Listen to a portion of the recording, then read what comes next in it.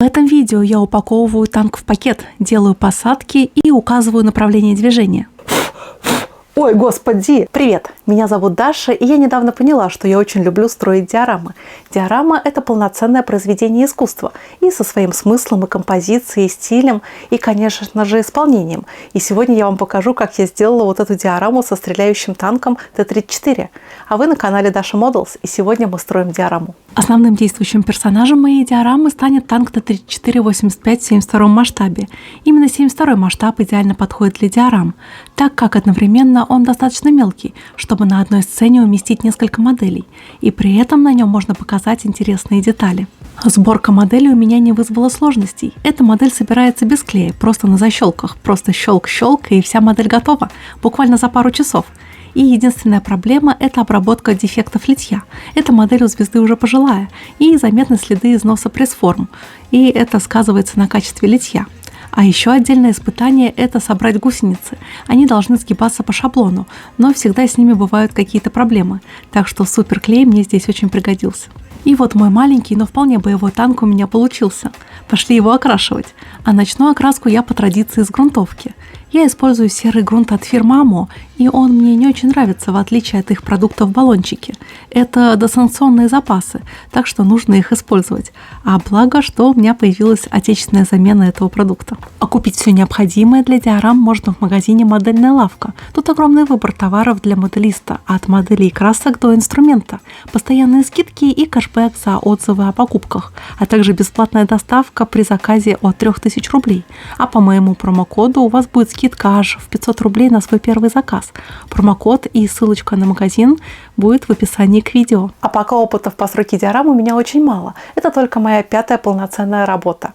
Начала я свой путь с постройки диорамы с очень эпичного образца, и его я назвала «Маленькая победа». И на ней красноармейцы празднуют освобождение очередного города. И эта диорама была и моей маленькой победой тоже. Ведь до этого я очень боялась браться за подобные работы. А далее я сделала диораму, изображающую сельскую жизнь, и в ней ребята из села ремонтируют свой колхозный селок, а за заборчиком пасутся коровки. Это очень миленькая диорама, и она изображает мирную жизнь. А потом я сделала 2 ленивые диорамы по мотивам катастрофы на Чернобыльской АЭС. И за основу я взяла фотофоны от фирмы ICM и фигурки. И особый драматизм вызывает диорама со сцены эвакуации гражданского населения из города Припять. Ну а вторая диорама из чернобыльской серии повествует о ликвидации последствий аварии. И на ней люди в химзащитных костюмах обрабатывают мрачную Припять. И ICM тут явно вдохновилась кадрами из сериала «Чернобыль» при создании такого фона. Ну и меня они тоже этим вдохновили. А ровно год назад я сделала диораму с танковым экипажем возле своей боевой машины и возле сельского туалета. И мне очень понравилось, как у меня тут получилось передать весеннее настроение цветовой палитры диорамы. Очень натуральные и естественные цвета получились.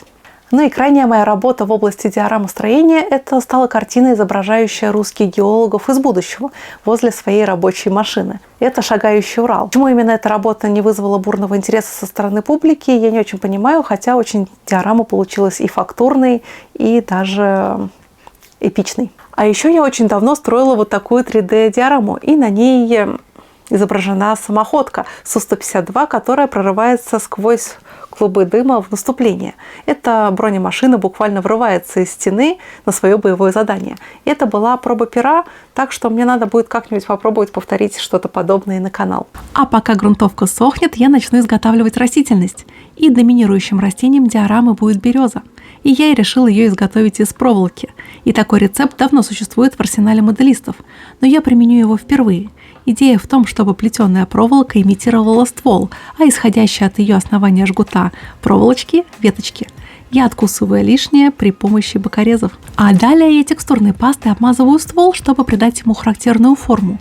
И особой аккуратности тут не нужно, ведь природа делает сама самые причудливые хаотичные формы. А если где-то кусочки проволоки будут проглядывать, то в этом нет ничего страшного.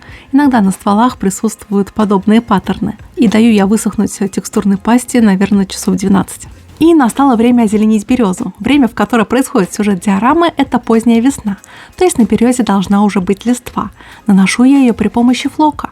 Вначале я обрызгиваю веточки клеем из баллончика, а потом через ситечко от флокатора я распыляю флок. Сам флокатор я тут не использую, ведь мы не делаем елку. Листва должна быть хаотичной, но на самом стволе ее быть не должно, и я повторяю эту процедуру, пока не добьюсь нужной мне пышности листвы.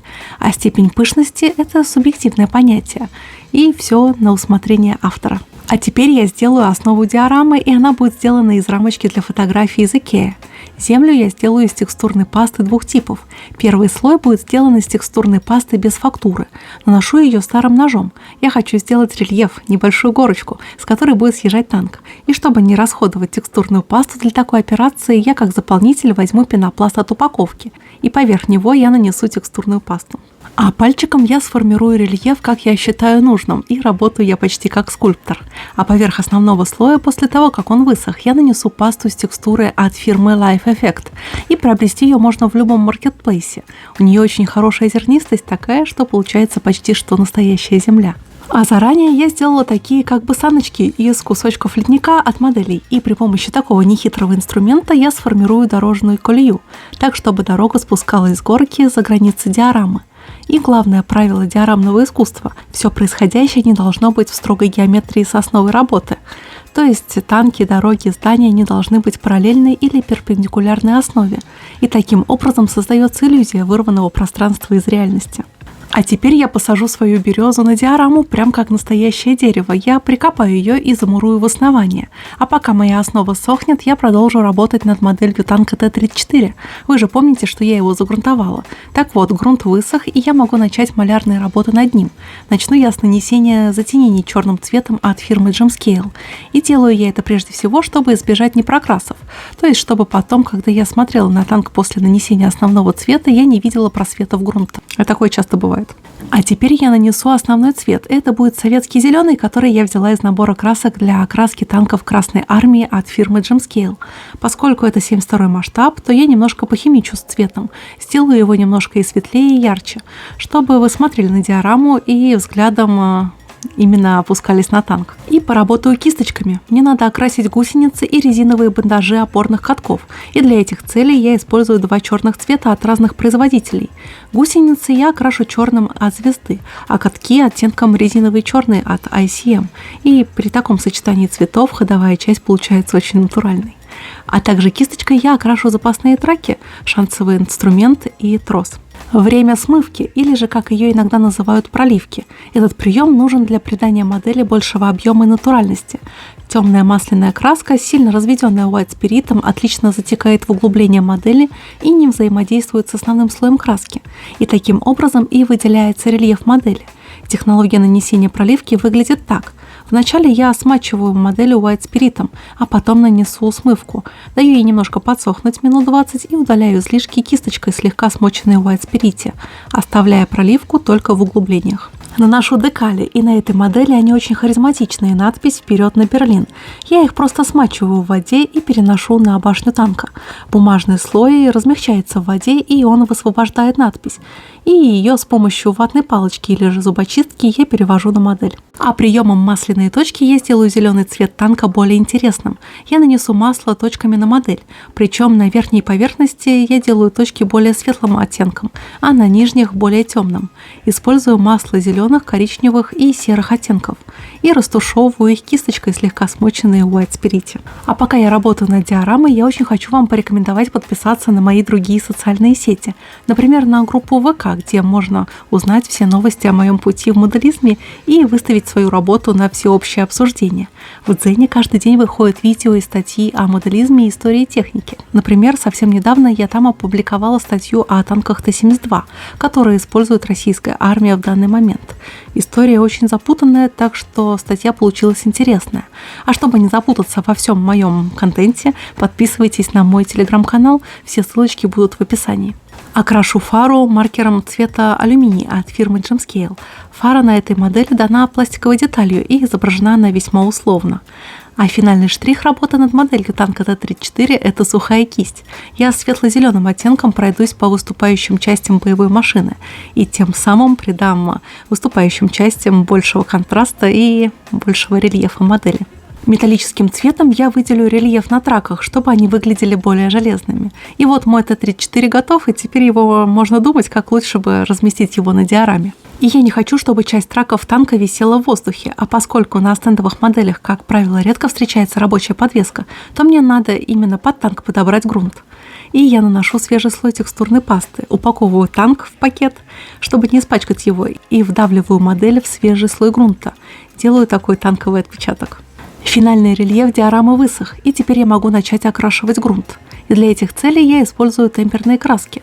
Я заранее подготовила несколько оттенков коричневого цвета, и для таких работ я рекомендую использовать старые кисти, так как от соприкосновения с такой шероховатой поверхностью волоски кисточки могут быстро распушиться, и кисть придет в негодность. Обратите внимание, что грунт, где будет травка, я окрасила более темным оттенком, а дорогу я сделаю более светлой. А сухой кистью, самым светлым земельным оттенком, я сделаю рельеф чуточку интересным и с некоторыми акцентами. Время посадить газончик, и для этого я использую самую простую и одновременно самую распространенную технологию. Вначале я наношу клей ПВА на то место, где предполагается размещение травки, а потом при помощи флокатора я распределяю флок. И флокатор нужен для того, чтобы кусочки флока вставали вертикально, как настоящая травка, и для этого он создает как бы статическое напряжение. Усложню композицию сухой травой, которую я сделаю из водопроводного льна. Клеем я также смачиваю поверхность и размещаю жухлую травку. А с другой стороны диорамы я размещу кустики. Кустики я использую от набора кустов от Greenstafford, только я их немножко обрезаю, чтобы они смотрелись более масштабно. А в блендере я измельчила высушенные осенние листья, и такой субстанцией я изображу природный мусор, который остался с прошлой осени. И как раз подобный мусор из веток и листьев прибивает во всякие придорожные канавки. А краской зеленого цвета я усложню цвет травы, чтобы он не смотрелся так монотонно. А вот теперь настало время очень интересного момента в работе над этой диорамой. Я буду изображать танковый выстрел. И я подсмотрела эту методику в интернете и попытаюсь ее реализовать. Вначале я склеила каркас из проволоки. И для придания округлой формы я намотаю проволоку на баночку от краски в несколько витков и склею это суперклеем. И да, в этой работе я использую столько проволоки, сколько не применяла во всех своих моделях за предыдущие мои года. А потом я склею проволочный крест. И, конечно, для этих целей можно воспользоваться пайкой, но я решила воспользоваться клеем. Наклею синдипон на каркас, который будет изображать дым. А снаряд я сделаю из кончика зубочистки. Если его покрасить, то он вполне похож на настоящий снаряд в 72-м масштабе. Пока мой каркас для дыма сохнет, я решила снять скотч с рамки, и благодаря черному цвету и шведскому минимализму диорама в рамке смотрится законченным и адекватным произведением искусства. Мне осталось лишь докрасить основание, и все, диорама почти закончена.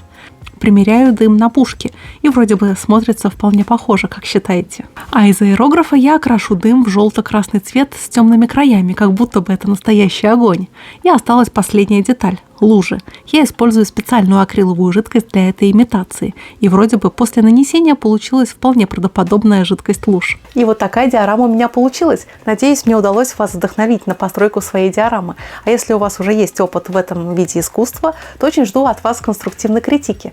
Увидимся в новом видео. До новых встреч. Пока-пока.